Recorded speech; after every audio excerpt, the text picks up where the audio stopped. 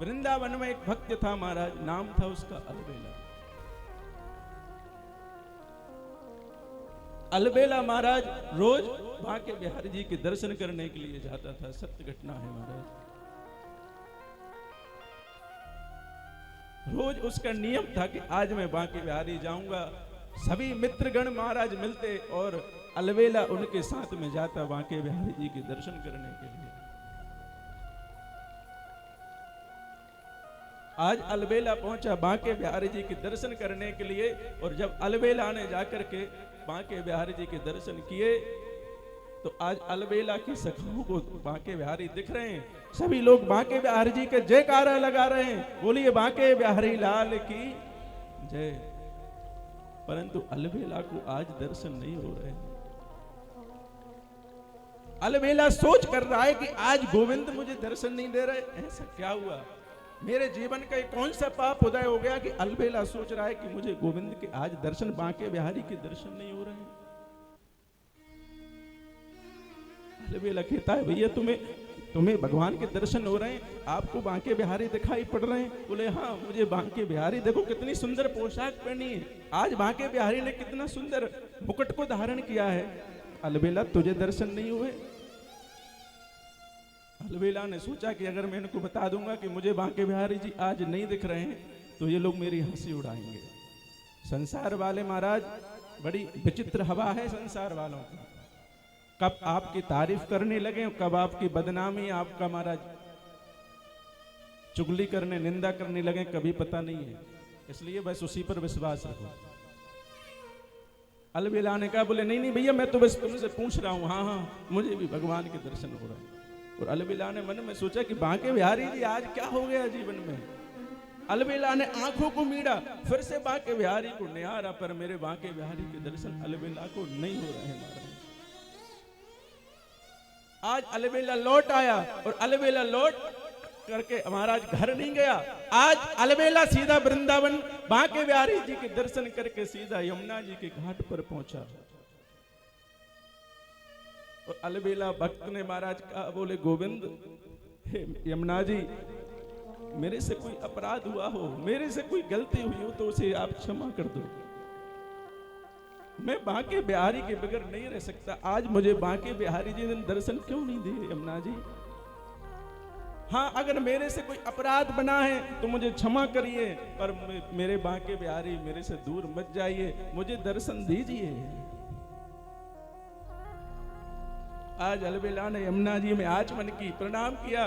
महाराज दूसरा दिन हुआ, अलबेला तुरंत सभी लोग इकट्ठे हुए मित्र, अलबेला उन सभी के साथ में आज बांके बिहारी जी के मंदिर पहुंचा।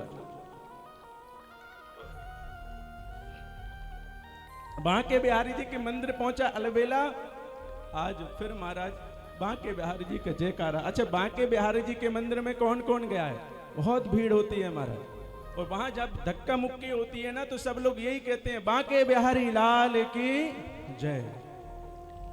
आज महाराज धक्का पे धक्का पड़ रहे हैं। अलबेला ने भी महाराज बांके बिहारी जी के जयकारा लगाया, परंतु बांके बिहारी जी आज फिर अलबेला को नहीं दिखे। जब बांके बिहारी जी के दर्शन नहीं हुए, फिर बांके बिहारी फिर पूछा अपने सखाओं से, भैया तुम्हें बांके बिहारी जी के दर्शन हुए? बोले हाँ कितने सुंदर दर्शन हो रहे हैं, मोर पंख को देखो, भगवान की पीतांबरी तो आज भैया कुछ मत पूछे, पीतांबरी की तो छोड़, आज मेरे बांके बिहारी ने जो माला को धारण किया है, उस माला को, फूलों को, पुष्पों को तो देख कितने गोविंद बांके बिहारी अच्छे लग रहे हैं। अलबेला ने भी सोच लिया, बोले बहुत बड़ा अपराध बन गया कि मुझे बांके बिहारी जी के दर्शन नहीं हो रहे। अलबेला कुछ नहीं बोला, प्रणाम किया, फिर यमुना जी के पास आया और कहा, अगर कल मुझे बांके बिहारी जी के दर्शन नहीं हुए तो इस शरीर को मैं यमुना जी में छोड़ दूंगा, इस शरीर को नहीं रखूंगा। ये अलबेला ने प्रतिज्ञा कर ली, वृंदावन की परिक्रमा लगाई, और वृंदावन की परिक्रमा लगाने के बाद में रात्रि में पूरी रात्रि अलबेला को नींद नहीं आई। मुझे क्या हुआ कि जो मुझे बांके बिहारी जी के दर्शन नहीं हो रहे। अलबेला पूरी रात्रि नहीं सोया। सुबह हुई, प्रातः काल, जैसे ही शाम हुई महाराज अलबेला पहुंचा वृंदावन, बांके बिहारी जी मंदिर दर्शन किए नहीं हुए, सीधा क्रोध में अलबेला आया और अलबेला आ गया महाराज यमुना घाट पे। कूदने ही वाला था कि जब तक एक कोड़ी जिसके शरीर में कोड़ निकल रहा था, बहुत कष्ट था, उसने पीछे से आवाज लगा दी, बोले अलबेला रुको, भैया रुको। कूदने ही वाला था यमुना जी में, तुरंत अलबेला रुक गया। अलबेला ने कहा, बोले हाँ भैया बोलिए।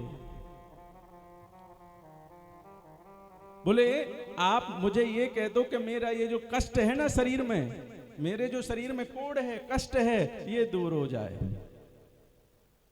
अलबेला ने कहा, बोले क्या बात करते हो, मुझे भगवान के दर्शन नहीं हो रहे, मेरे से इतना बड़ा अपराध बन गया जीवन में कि मुझे बांके बिहारी जी के मंदिर में दर्शन नहीं हो रहे हैं, और आप कहते हो कि भगवान से कह दो मेरा कष्ट दूर हो जाए।